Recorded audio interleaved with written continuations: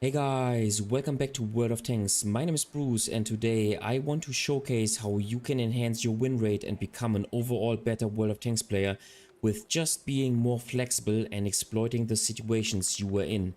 Let's go.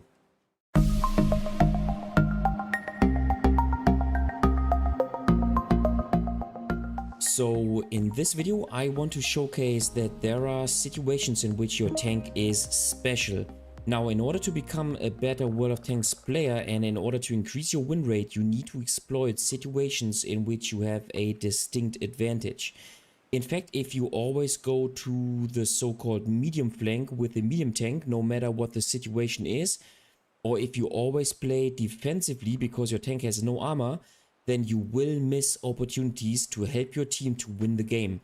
So stop conducting standard gameplay and start to adjust your playstyle depending on the situation you are in. Alright, first game, we are spawning on Malinovka in a tier 8 matchup with the charioteer, and let's stop the game right here. And before we take a look at the map, let's take a look at the composition of our team and then the adversary team. So we are in a top tier situation with the charioteer. Yes, we are only in parentheses a TD, but of course we are one of those tanks with the highest firepower plus a tank with the highest mobility. So this differentiates us to the other, let's say tier 7 and tier 6 heavy tanks. Our firepower is tremendously higher than, for example, compared to the VK3601H in our team or to the KV2 in the adversary team. And so, in my opinion, this should trigger a change of gameplay or a change of strategy for you if you encounter such a situation. And let's now take a look at the map. Spawning on Malinovka, this is how the game usually develops, and in my opinion on this side of the map, the southern portion, so this whole area here, is a huge death zone. So most often this is kind of the static gameplay where nothing takes place because every tank has to hide in order to not be taken out. Now, in my opinion, the most important position of the map and the one with which you can later on push into the adversary base is the one in the north, so the hill right here. If you win the hill, you can make further pressure. So for example, if you spawn in the south and if you win the hill, then you have chances to proceed like this, go to this position right here and then try to outspot those tanks which are situated here, and then the opposite is true as well. If you win the hill from the northern spawn, then you can basically try to go all the way down to this position and then to further spot those tanks which are here in order to win this side of the map. So in my opinion, yes, with the medium tank you can also play in the middle. If you're a light tank, you can push aggressively to this position if you're spawning in the south, but the focus should be on this portion right here, also because it is the high ground, and if you win the high ground, then of course you can play hull down against every tank which is situated down here. So a huge benefit, and this is why I think this is the strategic position of this map. Alright, so as I said, top tier situation, even in a +2 matchmaking, not only a +1 matchmaking, but a +2 matchmaking. So we're fighting against tier 7 and tier 6 tanks. So we have a distinct firepower advantage, plus we have a very mobile tank. And in addition to the fact that this map has a, what I call strategic position, there's one thing we should do in order to enhance the chance for our team to win the game. That is to fight alongside with the heavy tanks on the heavy flank. Now, of course, we must not brawl frontally against adversary heavy tanks because we have no armor whatsoever, but we can offer our firepower to where it is needed, i.e. to where our heavy tanks will be brawling. Now, our team has spotted quite a huge number of adversary tanks, and so we pretty much know what is going on. So the BZ, one of the BZs of the adversary team, has gone to the south, which is good for us. Unfortunately, also, for example, the Tiger P went to the south, which is not very good. You know what? Let's first of all try to be aimed in. Okay, can we get a shot here? Okay, there's the T-29. Excellent. That's what we want to see. We want to be fully aimed in with the British tank destroyer, and bam, first damage. And yeah, nice. That's what we want to see. So maybe we can get a second shot. I don't know. I think this was not a hit. It's pretty difficult to foresee where he is going if he's not spotted anymore. Fortunately, the KV-2 also went to the southern side. Maybe the Type 59 can spot a tank in the open at the C5 position. We will see. It doesn't look like. And you know what? Our BZ already went on top of the hill, which is great. And we will simply try to stay in this position. Okay, the Type 59 is making pressure. So we have to keep an eye on that particular engagement. Let's take a look. Let's take a shot onto the KV-2. We set him up on fire. Nice. And we're spotted. So we need to fall back. And wait 10 seconds until we're not spotted anymore. Take a look at the amount of heavy tanks which went on top of the hill from the adversary side. So looks like we are in an inferior situation. However, our artillery is making a great shot. And now there's the Tiger 1 pushing our Type 59. And of course we need to help our teammate and create a 2v1 situation as opposed to a 1v1 situation. Now as the Juto is also helping us out, we should be able to get rid of the Tiger 1. Excellent.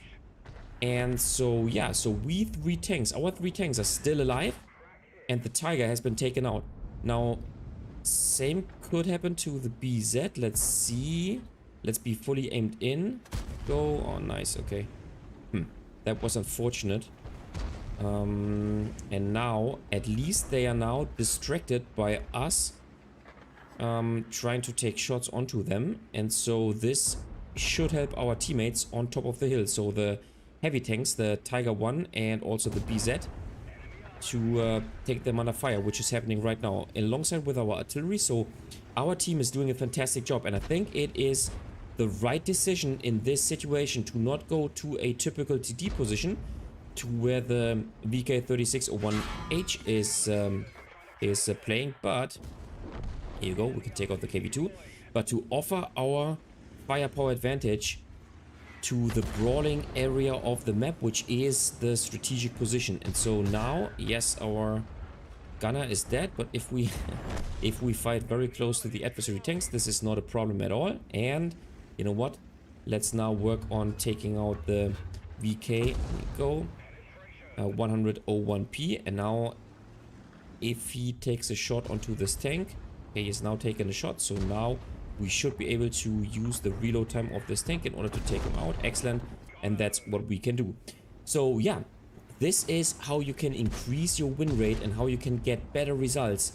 You have to take a look at the team composition, understand the strength of your tank compared to not only your team but also the tanks of the adversary team, and then kind of combine this with the map, with the situation you are in, and check whether your map has something like a strategic position that you should win for your team in order to enhance the chance of winning the game. And if you combine all this, then you will get better results. You will increase your win rate, and you will become an overall better player in World of Tanks. Can we make a pixel shot? Oh, nice. That was a nice shot. So yeah, 3.5k damage. The game is won. We have about 700 HP remaining, so we could actually push in. But let's first of all try to take a shot onto... okay, Type 59 is trying to get... Let's get a shot onto the Brass. The problem with the Charioteer and with all the other British tanks is, at least the tank destroyers and also the medium tanks, is you have to be fully aimed in if you want to make damage. Okay, let's try and see whether we can make more damage. Let's try to aim in. Okay. 40 damage onto the artillery, and okay, this tank is okay. I think he will drown himself, which is understandable, but that's how it is. And yeah, so I think an excellent example of how to stay flexible, how to adjust the gameplay, and how to adjust the strategy depending on the situation you are in, and also depending on the map you are playing on.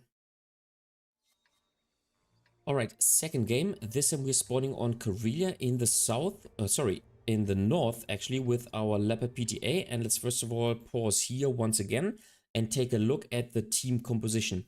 Once again, we are in a top tier situation. Once again, we are in a +2 matchmaking. So same as before, our firepower is so much higher compared to the firepower of the tier 7 and even the tier 8 tanks. And so yes, we have a distinct advantage that we want to use in this game. So despite our lack of armor in the Leopard PTA, we want to bring this, I would say, enhanced firepower to where it is needed in order to win the strategic position of this map. And let's now take a look at the map.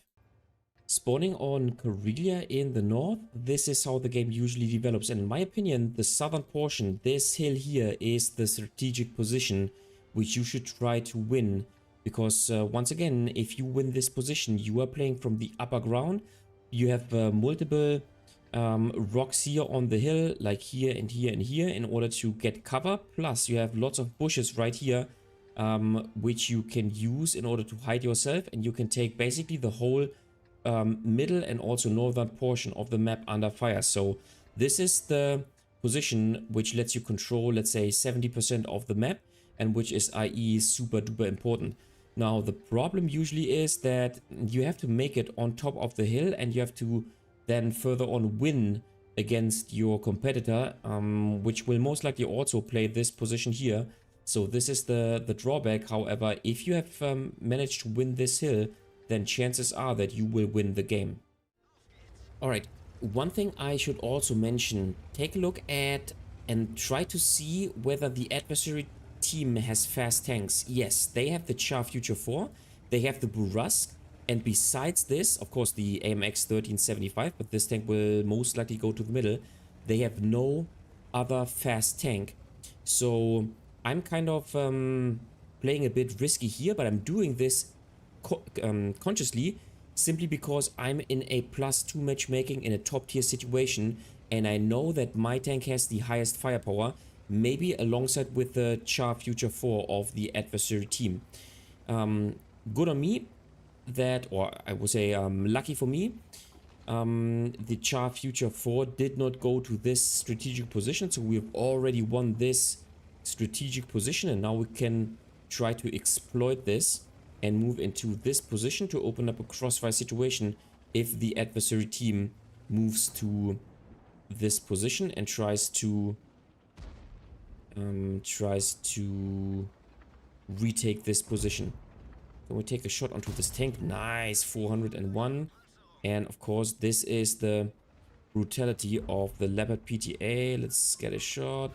Okay, we need to fall back because otherwise we will lose a substantial amount of HP, which we do not want to do right now. But now can take a shot onto the side, another 400 damage, and of course this Japanese tank destroyer player, the Hori, is already regretting its in-game decisions. Okay, perfect. So first 1000 damage within only the first, let's say, 1.5 minutes of the game, which is excellent. And now we can try to snipe across the map.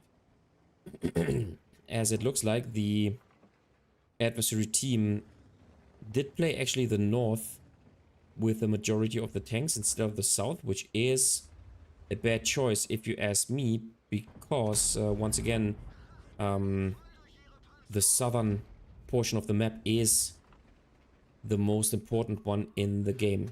Okay, here you go. Nice. Another 397, little low roll here onto the Su-130 PM, and as you can see from this position here, you can really dominate the game. Now we're spotted, so we need to fall back because we do not want to lose HP too early on in the game. Later on we will need it in order to make a more aggressive push. But yeah, once again, this is a game, this is a typical situation in which you can exploit the strength that you have according to the matchmaking. Now, I see so many players not considering the situation they are in, not considering that they are... Okay, there's the Barras, he will take another shot, but at least we can... Okay, now we are in a crossfire situation, which is bad, so we have to escape. So I see so many players conducting the same playstyle over and over again, not noticing that they are in a top tier situation and that their tank has actually a firepower advantage. So, for example, TD players who always go to a TD position, no matter if they are in a top tier situation, in a mid tier situation, or in a low tier situation. And that's what you should not do in World of Tanks. If you're in a top tier situation, chances are that you have the best tank on the battlefield and you need to exploit this strength.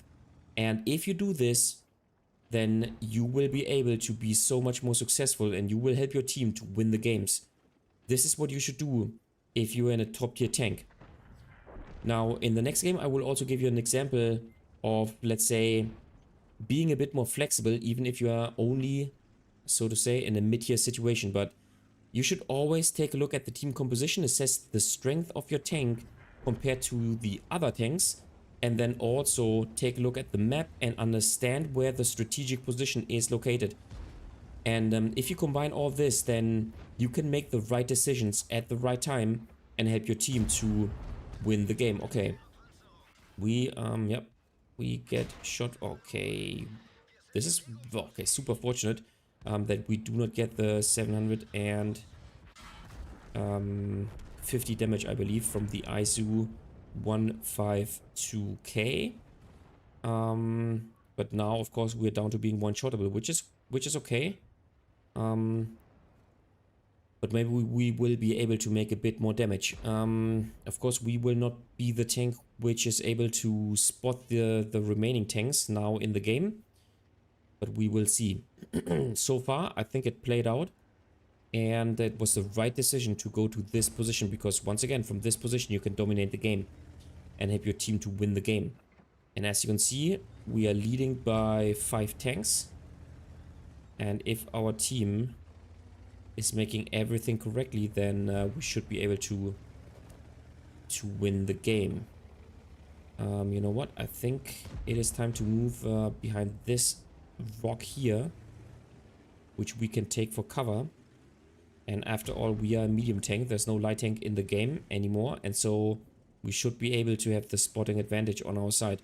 Now, of course, we need to play cautiously. The E75 and the IS are proceeding to the adversary base, which is nice, and they will soon spot maybe the ISU 152, okay, which is relocated, okay.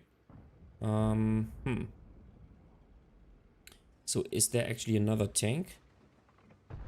Here you go, nice. Take out this tank. One more kill for us, which is good. Now, if you drop down here, you should always do this very cautiously and very slowly, otherwise you will damage your tank. Okay, Leopard. No, actually, Rain 50T crashed. I think he was sick and tired of this game. Maybe we can get more damage onto the Char Future 4, which is a good spotter and which has maybe the spotting advantage on our side. Another shot, nice. We can one-shot artillery, which is always nice and what we want to see. And here you go. Okay, now, yeah, okay, he can take us out, but you know what? I think 3,700 damage and 1.3k assisting damage, out of which we got 975 onto the Char Future 4, is an excellent result. And I think this game was yet again an example of how to behave in a particular situation in order to maximize the firepower of your team where it is needed most, i.e. at the strategic position. And if you combine all this and if you behave like that, then you will for sure become a better player and increase your overall win rate and get better results in World of Tanks. Alright, third and last game. This time we're playing the Scorpion G, not the Scorpion G, but the Scorpion, the tier 8 German tank destroyer. And let's first of all take a look at the team composition. So this time we are not in a top tier situation, we are actually in a low tier situation. So of course we cannot play as aggressively as in the games before, but I want to show you this game because I want to show you that you can also be flexible even if you're in a low tier situation and depending on the respective situation. But we'll come to this later on. Let's first of all take a look at the map and see what options we have. Spawning on Prokhorovka, this is how the game usually develops, and in my opinion on this map there is not one single strategic position. There are, in my opinion, two options how you can win the game. The first one is to win the 1 and 2 lane, and this basically depends on the light tanks. So the first team which can get rid of the adversary light tank has a clear and distinct advantage and is most likely able to win this this flank here. And then of course if you've won the flank, then you can push into the middle and basically gain map control and further on win the game. Now the same is true with the opposite flank. So if you are able to win this hill here, then you can push down into the adversary base, get map control, and then win the game. And this is also true for the southern team, which can push into the adversary base like this.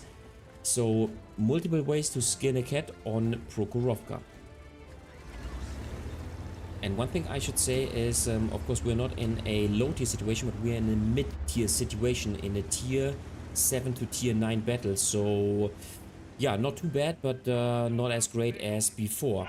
Now take a look at how many medium tanks you see in the game. So there are only 3 medium tanks in each team, and so this is the first thing that you should realize. And if you play a tank like the Scorpion, which has good mobility and of course a good firepower, then the first thing you should take into consideration is that you can play your tank more as a medium instead of ATD, i.e. you can go to a position which you can usually only play as a medium tank and try to enhance the firepower of your team in this respective position. And what I like to do with the medium tank, and in this game also with the Scorpion G, is I like to go to the, what is it, the E9 position, to exactly this bush right here, in order to help my team to win the middle. Because from here you can get perfectly, you can take the heavy tanks of the adversary team under fire perfectly well if they are spotting those tanks. So that's what I'm trying to signal those heavy tanks, that I will help them. They just need to push a bit forward in order to spot the heavy tanks. But actually a very strange thing is happening. 2 of the adversary heavy tanks are going to this flank. And you know what? We might also try to get a shot onto those tanks from this position right here. So let's see. Let's be fully aimed in. And let's see what happens. Okay, we of course we have to make sure that we are not spotted anymore, or that we do not get spotted. Our Yuda 16 has pushed aggressively into this position, which is kind of understandable. However, he should be cautious. We are on the winning side, and you know what? Let's try to get the first damage. Here you go. Bam! That's the first damage. Nice, 492. And we are not spotted, so let's move forward and let's see. Here you go. Let's be fully aimed in, and the next shot, 556. Little high roll here. Nice. And let's try to get another shot onto this tank. Our reload is too long, but here you go. Nice, another 455. And so yeah, fortunately we went into this position. Now you could argue that we are lucky that those heavy tanks are not doing a great job, and now I'm spotted. I need to fall back instantaneously. However, if they had gone to the, let's say, regular heavy tank position, i.e. into the middle, then we would also have been able to get shots onto those heavy tanks from this position, which is why I like to play this position with my medium tanks. And if you kind of, if you are in such a situation, then of course you can also be flexible, play your tank destroyer with a fully rotatable turret more as a medium tank, go to this position and then act as a medium tank and get tons of damage simply by being a bit more flexible when it comes to your playstyle. So that's what I'm just suggesting, and this is what you can not only do in a top tier situation in a +2 matchmaking, but also if you are in a low tier situation. It's nice, another shot onto this tank. Let's fall back and let's use the the object 704 in order to finish off this tank. Okay, he's unable to do so, but that's what we can do, and bam. Nice. So, and now there's another thing that I want to suggest. Now, even if you're in a tank destroyer, you can try to take over the spotting role and get more assisting damage. It's not a must in this situation. I could also go where the Alpine Tiger is and simply wait until tanks are spotted by my teammates and then try to get more damage. But I can also use the mobility of my tank in order to take over the spotting role by myself and be the first tank arriving at the position of the remaining adversary tanks. I do not need a light tank to do this. I only need a good mobility, and that's what I actually have in the Scorpion. So this is why I'm taking over this role. So I'm using my mobility in order to get closer to those two tanks. Now I'm spotting all those tanks. Okay, this was very unlucky. Very unlucky. Let's fall down here into this little ditch in order to not get shot. Now I think we are, yeah, there's only one more medium tank in the game, and so we could basically increase our spotting damage to 3.2k. So overall 5.3k combined. And I think this game was another good example of how to be flexible, how to adjust your playstyle, and not only play the standard gameplay, i.e. the sniping role in a tank destroyer or the brawling role in a heavy tank, but be flexible and take the respective situation into consideration, take the strength of your tank into consideration, and then be flexible and do what is needed in the respective situation at the respective time.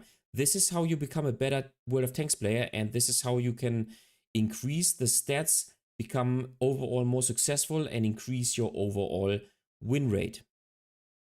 Alright guys, that was it for today with the video about a more flexible playstyle. What do you think about this topic? Do you also adjust your gameplay depending on whether you are top tier or low tier? Do you also take the respective map into your consideration? Feel free to leave a comment in the comment section down below. And as always, if you liked the video, give it a thumbs up. This really helps out with the YouTube algorithm. If you find this video extremely helpful, then feel free to support me via Super Thanks. This way you can make a one-time donation. You just have to click this button underneath the video. If you adore this channel and you want to consistently support me, then consider subscribing to my channel or become a member, once again with the click of a button underneath the video. Thanks a lot, and I'll see you next time in another World of Tanks video.